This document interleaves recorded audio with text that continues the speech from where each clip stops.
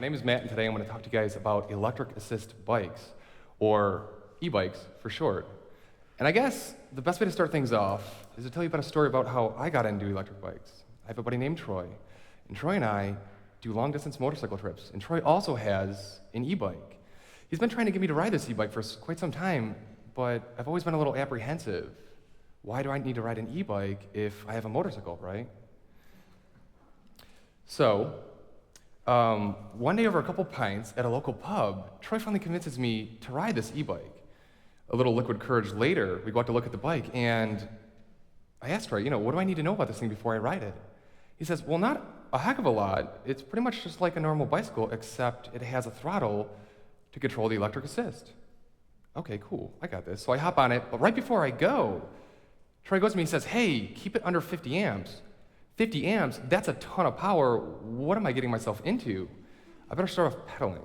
And I do, and it feels like a normal bike. Okay, it's time for the assist, but how does this thing work?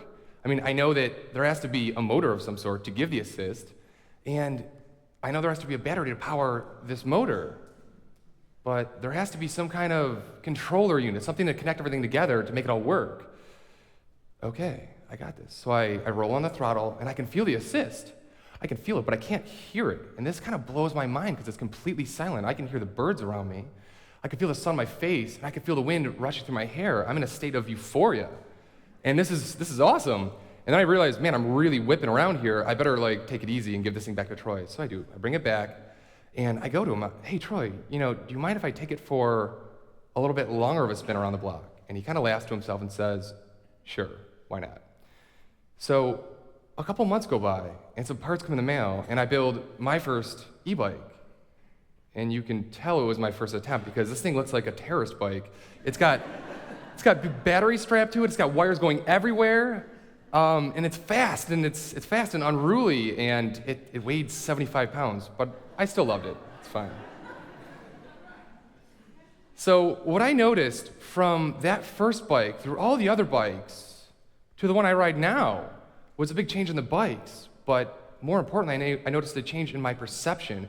It kind of went from really wild and unruly to something that was more refined, efficient, something you could use on an everyday basis, something that did not weigh 75 pounds. Yeah, cool. So you're gonna have to work with me here, but e-bikes and early electric trains, they have a lot of similarities. And if you take a look, they were both developed in the late 1800s. And if you look at a train, we know that the modern electric train is the most efficient method we have to transport people and their cargo across land. And if you look at a bicycle, not even one with electric assist, but just a regular bike, we know that it's the most efficient man-powered vehicle we have to transport a person and their cargo over land. And then when you add the assist, like a train does, it becomes really efficient. And the reason for this being is that it's all based on the motor. Electric trains and e-bikes have almost the identical style motor in them, except trains have a pretty big one, and then proportionally speaking, e-bikes have a smaller one. Cool. So if these e-bikes are so great, why do we drive cars so much and ride e-bikes so little? And I don't really know, because cars are kind of rough. You have to make the initial investment and buy this thing. And then you have to maintain it, and it nickel and dimes you to death. And then over all of that, you have to fill the thing up with fuel. I mean, how much money have you put in your gas tank in the last month? What about in the last week? It's ludicrous. So how far does that gallon that we put in our cars, how far does that gallon get us? We know that a gallon of gas is about $4, and we know that the average car gets about 25-ish miles for $4. It's not really that good. And we know e-bikes are kind of efficient, but really, how efficient are they? How far can you get on that gallon of gas, or rather, the cost of a gallon of gas in electricity with an e-bike? And you might think, what, twice as far, maybe 5 times as far, maybe even 10 times as far. But you'd be wrong, because $4 in electricity with an e-bike will get you 2,500 miles. And that's crazy. That's 100 times farther than you get with a car. Kind of cool. So, but But, the issue is, though, the reason we don't ride e-bikes is really all in the battery. And until very recently, the battery technology has just been kind of subpar. And, the first e-bikes, in fact, the first e-bike that I made had lead-acid batteries. That big heavy thing that sits in your car. You want to carry that around with you on a bicycle? No, not at all. And lead-acid is really not that awesome because it has very low energy density, other than the fact that it's filled with corrosive acid that could burn you and melt your bike. Like, no thanks. And then, a little while down the road, we had nickel metal hydride. And this was a step in the right direction. So it had a little bit better energy density, but really didn't have enough juice to get you the range to make a really good e-bike, although it didn't have the acid. So, kind of cool. But then, very recently, we fixed the problem. We discovered the solution. And that solution sits in your pocket.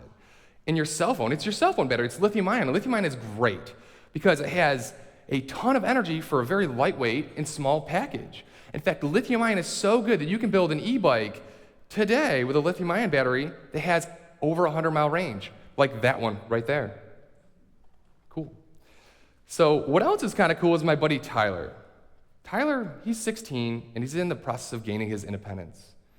And Tyler wants to get a license so that way he can run errands, go to the grocery store, do all the things that we do to play a part in, our society.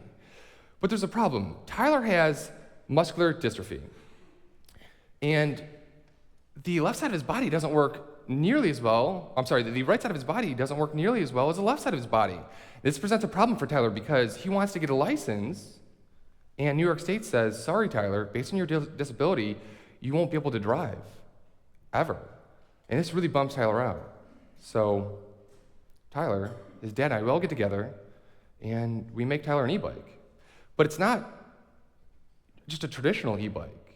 This is a really special one that has specific features to help Tyler out. All the controls are all located on the left side of the bike, which is his strong side of his body. The throttle, the shifters, the main brakes, they're all on the left side, but it doesn't stop there, though. So the acceleration and top speed are also controlled to coincide with Tyler's abilities and his skill set. But as Tyler's abilities and skill set change, the acceleration and top speed can be adjusted to work with Tyler and keep him safe. And that's pretty cool, because now Tyler has wheels again.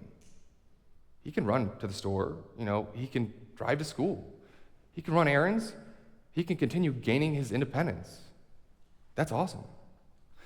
And I guess if you guys haven't had a chance to have your own e-bike experience, I'd strongly urge you to do so. Broaden your green footprint perspective on getting from point A to point B. And doing so may not be as daunting as you might think. In fact, the e-bike culture, it's already here. It's in Rochester. You can go to any bike store right now and test drive an e-bike today. In fact, there are people in town that are willing to help design and customize an e-bike that's tailor-fit to suit your individual user needs. You can even take a bike you already have and already love and convert it to electric assist. Pretty cool. So I guess I'll leave you with this. The president of RIT, he's a pretty smart dude, and he has an e-bike. He's also been riding it to work for the last few years now. So I hope to see you guys out there riding. Thanks.